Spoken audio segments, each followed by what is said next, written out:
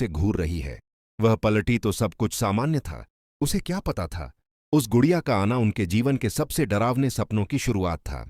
अगली सुबह लीसा बेटे शाओडी को नाश्ते के लिए बुलाने गई तो देखा कि गुड़िया ने नए कपड़े पहन रखे हैं। उसे लगा शायद बेटे ने बदल दिए होंगे, पर शाओडी ने सिर हिला दिया। उसने नहीं किया था। और जब लीसा कमरे से निकली तो गुड़िया ने अपनी दिशा बदल ली, जैसे किसी को देख रही हो। दोपहर में शाओडी फिर उसी जंगल में गुड़िया को लेकर गया। उसके दिमाग में कोई आवाज लगातार बोल रही थी, यहाँ जाओ, खोदो। उसने जमीन खोदी और वहां से एक छोटा ताबूत निकला जिसमें बच्चों के कपड़े रखे थे, मानो गुड़िया के लिए हों।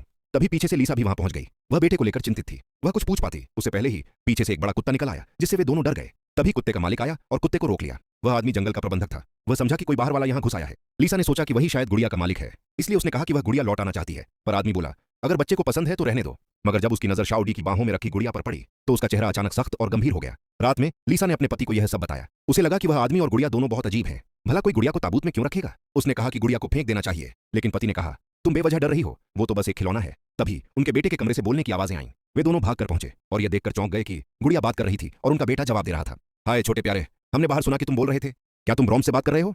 भले ही बेटा अभी भी अधिकतर बातें लिखकर करता था, लेकिन यह उसके जीवन का पहला मौखिक संवाद था। माता पिता बहुत खुश हुए और लीसा ने गुड़िया को फेंकने का विचार छोड़ दिया। अगली सुबह लीसा बेटे का कमरा साफ कर रही थी। तभी उसने देखा कि बेटे का सबसे प्यारा टेडी बियर फट चुका था। वह हैरान रह गई, इतना दयालु बच्चा ऐसा हिंसक काम कैसे कर सकता है। जब उन्होंने पूछा तो शाओडी ने साफ कहा, मैंने नहीं किया। और उसने गुड़िया की ओर देखा